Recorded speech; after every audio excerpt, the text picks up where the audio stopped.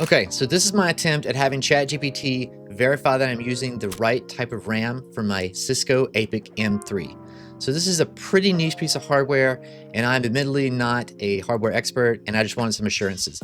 So I asked ChatGPT, will this RAM work? DDR4 3200, and gave it the exact spec sheet for the M3 APIC. Looks great. If you want to put the full RAM part number, that would be helpful.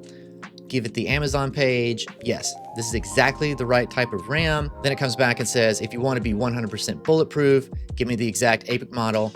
I already did that. It's an APIC-M3. All right, slow down. The APIC-M3 is actually based on the UCS 220 M3, which uses DDR3. I was like, cool. RAM is really expensive right now. DDR3 will be a lot cheaper.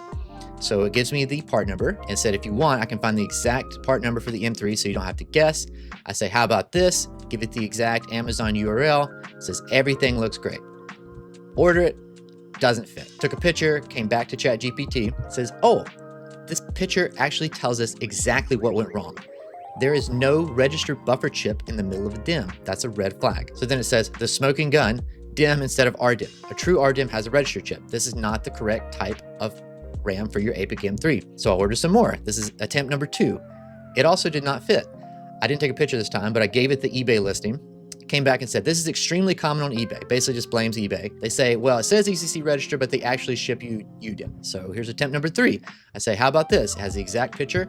I see the little RDIMM module on there. It says, okay, if you want to send me the DIMM slot itself, comes back and says, okay, this looks fine. Doesn't work again. It also doesn't fit. So now it's like, all right, the RAM itself is correct, but the orientation is wrong. You got to flip it around. So I already tried flipping around when I was down there. So then it says, well, your controller is probably not actually an APIC-M3. It is. Take a picture, flip it around. It's even more off center. So then it comes back and basically just tells me that I'm not cramming it in there hard enough. So while all of this is happening, I get a message from one of the eBay sellers that I'm returning this RAM to. He says, hey man, I just want to let you know that you need DDR4 RAM.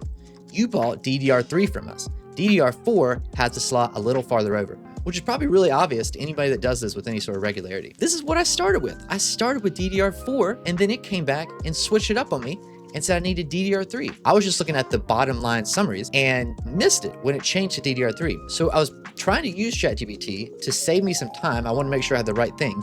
But what actually ended up happening is I spent almost 5 weeks going back and forth with these eBay sellers and third-party vendors, make multiple trips to the postal service. I had to buy boxes, print out labels. It greatly slowed me down. So as far as hardware verification and reading spec sheets, I think I gotta give this one an F. Like and subscribe for more.